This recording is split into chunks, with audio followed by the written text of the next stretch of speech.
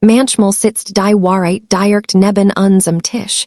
Und trotzdem sehen wir sie nicht weil wir bös Menschen sind, sondern weil wir schon längst entschieden haben, was wir sehen wollen. Das ist die Geschichte meiner Tochter, und ein bisschen auch mein eigen Geschichte der Scham. Meine Tochter Lena ist 17 Jahre alt.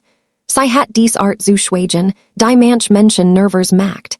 Nicht weil sie kalt ist, nicht weil sie arrogant ist, sondern weil sie irgendwann aufgehört hat, sich zu erklären. Sie hat früh gelernt, dass Erklärungen meistens zu Missverständnissen führen. Also hat sie angefangen, ihre Energie zu sparen. Für Dinge, die es wert sind. Unsere Family hat, das immer falsch verstanden. Mein Nef Jonas, der Sohn meiner Schwester Sabrina, war das genau Gegenteil. Fußball in der Statuswahl, Schulersprecher, fester Handschlag mit Wirsehen. Sein Leben kinder, die eigenen Zeigen, was sie von Kindern erwarten. Bei jedem Familienfest wird als die Zukunft bezeichnet. Manchmal als Witz, manchmal nicht. Lena saß meistens irgendwo in der Nähe dabei, tippt auf ihrem Laptop oder las etwas auf ihrem Handy.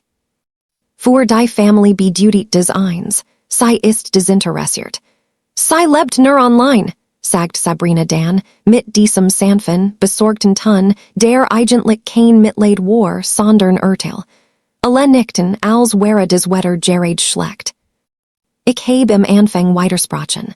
Sie programmiert, sie arbeitet in eigenen Projekten, sie ist in einem Förderprogramm. Aber nach einer Weile habe ich etwas sehr Beschämendes bemerkt. Je mehr ich erklärt, desto weniger interessiert is die Leute. Jonas Pokel und sen selbstsicheren Geschichten waren greifbar. Lenas Welt war abstrakt. Also habe ich aufgehört, sie zu verteidigen. Das ist der Teil, der mir bis heute weitet. Es war ein Novemberabend bei meiner Großmutter Erna. Sie war zweimal gestuest in dem Jahr, und plötzlich wird jedes Familientreffen wichtiger, sentimentaler, größer als es war. Der Abend lief weimer. Jonas erzählt von Bewerbungsgesprächen für ein Sportinternat, während mein Onkel Zufrieden am Tisch klopft. Sabrina strahlt diskret neben ihm.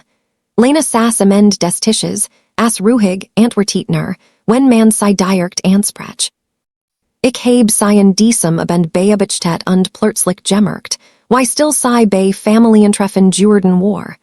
Wie jemand, der darauf wartet, dass ein Sturm vorbeizieht. Dann schaut mein Großmutter Erna sein, nicht bös. Eilig neugierig auf ihre alt, direkt Art. Lena, sagt sie, was machst du eigentlich den ganzen Tag in diesem Computer? Ein paar Leute lächelten automatisch. Nicht gemein, einfach so, wie man lächelt, wenn man ein harmlos Antwort erwartet. Lena hab langsam den Blick von ihrem Teller. Einen kurzen, schrecklichen Moment lang dacht ich, sei woed endlich ausrüsten. Nach all den Jahren. Ich het es ihr fast gegernt. Stattdessen antwortet sei ruhig. Ich arbeite mit einem IT-Sicherheitsprogramm der Technischen Hochschule zusammen. Still. Mein Vater runzelt die Stirn. Du meinst, du machst da einen Kurs. Nein, sagt Lena.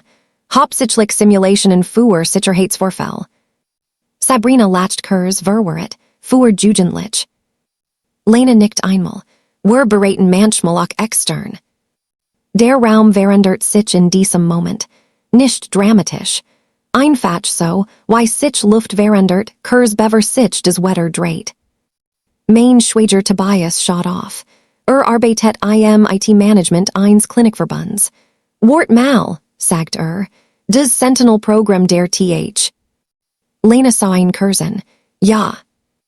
Und in diesem Moment, in diesem einen Moment, erkennt ein Erwachsener am Tisch etwas, das Lena tat, und das es ihm übersetzt werden muss. Das kenn ich, sagt Tobias sofort, die Namen kaum jemanden. Niemand sprach. Sabrina schaut erst einen, dann Lena. Das hast du uns nie erzählt, sagt sie leise. Und da war es. Kein Vorwurf.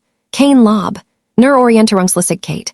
Weil die Geschichte der Family schon längst geschrieben worden war, Jonas war der Ehegesage, Lena war die abgelenkt. Alle hatten stillschweigen zugestimmt, dies rollen zu vertillen, und jar damit verbracht, sei voreinander zu bestätigen. Jetzt unterbrach die Realität des Drehbuch. Fragen kamen schnell. Wie lang skan? Was genau? Hat sei angefragt? Lena antwortet höflich. Aber ich spuet etwas Unangenehmes in der Luft, nicht weil die Familie endlich interessiert war, sondern weil ich sehen konnt, wie sei ihren Wort in Echtzeit nu berechnet. Tobias fragt nach Zertifikaten. Mein Vater lehnt sich plötzlich vor, während sei sprach.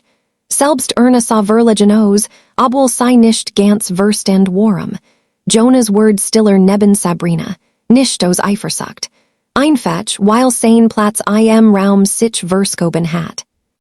Und des seltsamst war Lena selbst. Sie strahlt nicht unter der Aufmerksamkeit.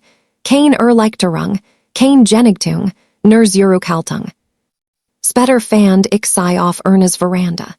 Sie trug mein alt Sweatshirt und hielt ihr Handy in der Hand, den Blick in den dunklen Garten gerichtet. Alles okay, fragte ich. Sie nickt. Ich setzt mich neben sie. Ich hätt dich mehr verteidigen sollen, sagt ich nach einer Weile. Die ganzen Jar. Sie sah weiter in den Garten. Das hätt nichts geändert. Das stimmt nicht. Doch, sagt sie leise. Menschen hören nur, was skan in ihr Bild passt. Ich weiß nicht, was ich darauf antworten sollt. Drinnen konnt ich Sabrina hören, die mit Tobias in gedämpftem Ton sprach. Das Klappern von Tellern, das normal Geriusch einer Familie, die weitermacht. Nach diesem behandelt die Familie Lena anders. Vorsichtiger, respektvoller. Mein Onkel fragt sei zu Ostern nach Datenschutz für sein Unternehmen. Mein Vater erzählt plötzlich Nachbarn von ihr, mit Worten, die kaum verstand, aber stals klangen. Dies Veränderung hat sich gut anfühlen sollen. Stattdessen fühlt sie sich vorlem, späten. Denn das, was sich in dieser Nacht wirklich verändert hat, war nicht die Wahrnehmung der Familie von Lena. Es war mein eigen Erkenntnis. Das mein Tochter aufgehört hat, dies Familie zu brachen, lang bever sei endlich gesehen hat. Und das ist die hetest Art von Wahrheit, nicht die an dir über uns erkennen, sondern die wir selbst über uns zugeben müssen.